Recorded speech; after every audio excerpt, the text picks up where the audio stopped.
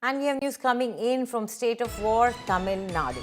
It seems that the Tamil Nadu Chief Minister M.K. Stalin has taken an aim at the NDA alliance. M.K. Stalin has mocked the Prime Minister and slammed the BJP's 2024 performance.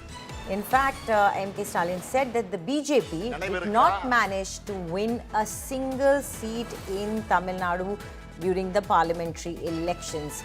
He reminded that to the Prime Minister as well and said that the AIADMK General Secretary is a loser. That is the tag he put on Edapi Palaniswamy.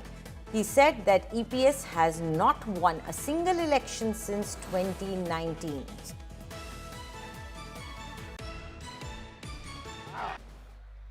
கடந்த நாடாளுமன்ற தேர்தல் நினைவிருக்கா?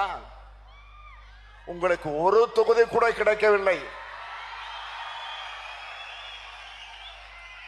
தமிழ்நாட்டுக்கு நீங்க எத்தனை முறை வந்து பிரச்சாரம் பண்ணீங்க? அதுக்கு பரிசா முழுமையான தோல்வியை தமிழ்நாட்டு மக்கள் உங்களுக்கு பரிசா கொடுத்தது மறந்து போச்சா? உங்க பக்கத்துல ஒருத்தர் உட்கார்ந்து இருந்தாரு, அவர் என்ன வெறும் பழனிசாமின்னு நினைச்சிட்டீங்களா? சாதா பழனிசாமி அல்ல, தி கிரேட் பத்து தோல்வி பழனிசாமி.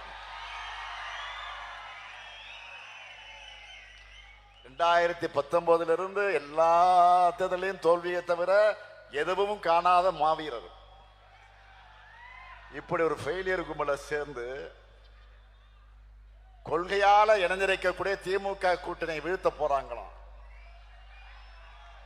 தமிழ்நாட்டை என்டிஏவை வளர்க்க போறாங்களாம். என்டிஏ அரசு வரப்போகுதான், பாடுபட போகுதான்.